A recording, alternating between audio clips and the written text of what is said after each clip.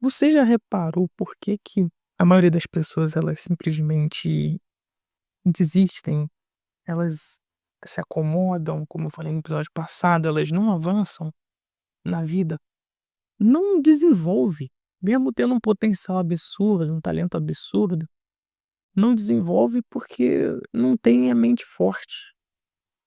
E quando ela não tem a mente forte, ela não desenvolve de jeito nenhum. Porque se a mente está fraca, o corpo é fraco. E não tem como fugir dessa lógica, porque a mente controla o corpo. Então, como você fortalece a sua mente? Para você fortalecer a sua mente, você precisa fortalecer o seu espírito, porque é o seu espírito que te dá a capacidade de raciocinar, de pensar, que é o que nos difere dos animais. Você sabe que o ser humano é corpo, alma e espírito. Corpo, o que a gente vê, né, a matéria. A alma é o que nos faz viver, é o sopro da vida, que vem de Deus. E o espírito é a nossa capacidade de raciocinar, ou seja, a nossa mente. Eu diria a nossa consciência. Mas muita gente se conforma, se acomoda nesse mundo. Infelizmente, e por isso não desenvolve. Por mais que tenha um talento, um potencial absurdo, não desenvolve porque tem um espírito fraco, ou seja, uma mente fraca. Aqui em Romanos, no capítulo 12, no versículo 2, o apóstolo Paulo diz: Não sede conformados com este mundo, não sede conformados com este mundo, mas sede transformados pela renovação do vosso entendimento, para que experimenteis qual seja a boa, agradável e perfeita vontade de Deus.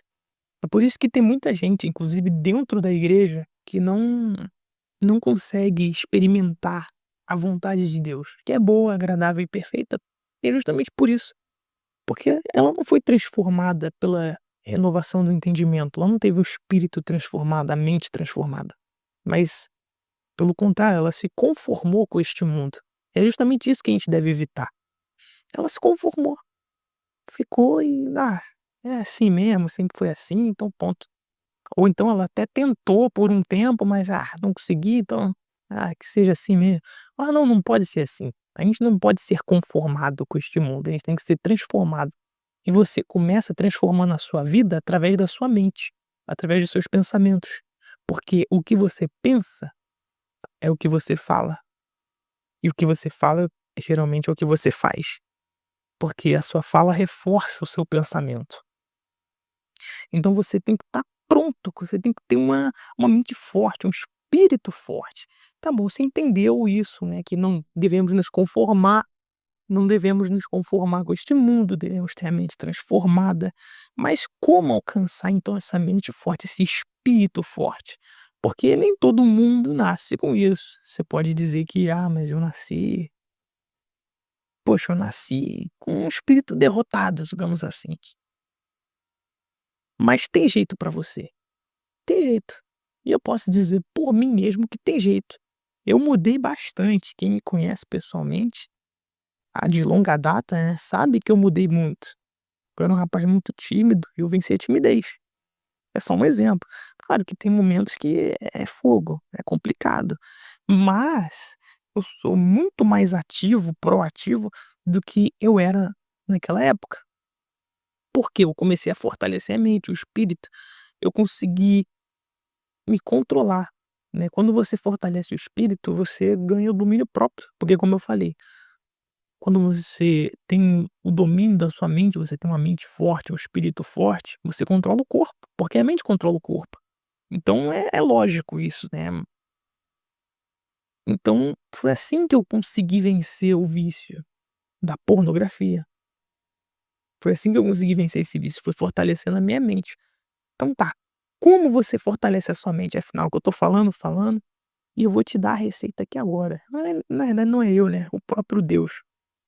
Porque aqui em Efésios, no capítulo 4, do versículo 22 ou 24, ele diz assim, que: "Quanto ao trato passado, vos despojeis do velho homem, que se corrompe pelas concupiscências do engano." Ou seja, a gente tem que deixar o passado para trás, o nosso velho homem para trás, as velhas atitudes, os velhos pensamentos.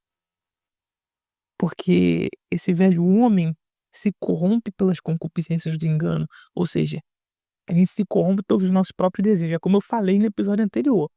A gente não sabe querer, a nossa vontade é contra nós mesmos. A gente tem que lutar contra a nossa própria vontade, porque os nossos desejos nos enganam, eles eles degradam a gente, não nos ajuda. Então isso que Paulo diz aqui: se despojeis do velho homem que se corrompe pelas concupiscências do engano e vos renoveis no espírito da vossa mente. Ele não diz ele diz aqui depois, né: "E vos revistais do novo homem, que segundo Deus é criado em verdade, em verdadeira justiça e santidade". Só que perceba, quando ele diz para você se despojar do velho homem, antes de você se revestir do novo homem, você tem que renovar o espírito da sua mente. Olha só, porque muita gente por que que muita gente tenta parar com um vício, por exemplo? Como eu falei da pornografia, foi um vício que eu enfrentei. Eu várias vezes tentei falar: "Não, agora chega, eu vou parar e ponto, acabou-se, não vou fazer mais isso". Mas ali uma semana depois, 2, 3, às vezes um mês depois, né, eu estava lá caindo de novo na mesma situação, de novo no mesmo erro. Por quê? Porque eu tentava me despojar do velho homem, de quem eu era, e me revestir de um novo homem, de uma nova pessoa, mas eu não mudava a mente. E se eu não mudo o espírito da mente, se o espírito da minha mente não é renovado, se o espírito da nossa mente não é renovado, não muda, não adianta. Porque quem controla o corpo é a mente, não a força de vontade, mas a disciplina que o espírito traz. Então, você, antes de querer ser uma nova pessoa, você tem que mudar o seu pensamento. E como que você muda o seu pensamento? É na base da força bruta, da forçação? Não é bem assim. Você começa primeiro sendo humilde, reconhecendo que os seus pensamentos não são os melhores para você, e você começa a aderir novos pensamentos. E quais melhores pensamentos do que os pensamentos do próprio Deus, não é? Aqui em Isaías, no capítulo 55, Deus ele diz assim, no versículo 8: "Porque os meus pensamentos não são os vossos pensamentos, nem os vossos caminhos os meus caminhos, diz o Senhor. Porque assim como os céus são mais altos do que a terra, assim são os meus caminhos mais altos do que os vossos caminhos, e os meus pensamentos mais altos do que os vossos pensamentos." Aí se você abrir lá em Jeremias, no capítulo 29, no versículo 11, ele diz: "Porque eu bem sei os pensamentos que tenho a vosso respeito, diz o Senhor, pensamentos de paz e não de mal, para vos dar o fim que esperais." Então você tem que começar a abandonar esses pensamentos ruins, esses pensamentos velhos, achismos e tudo mais, e começar a aderir os pensamentos de Deus, que são bons. Então comece orando, né, se arrependendo dos seus pecados, peça perdão a Deus e tudo mais, e peça para Ele colocar novos pensamentos em você, e leia a Bíblia. Comece a ler. "Ah, mas eu não entendo a Bíblia." Claro, você tem que ler para entender. Um cirurgião, ele não se tornou cirurgião porque, ele sabia, ele entendia, não. E quando ele pegou o livro ali de medicina pela primeira vez, pode ter certeza que ele não entendia nada, mas pela insistência dele, pela perseverança em ler, ele passou a entender.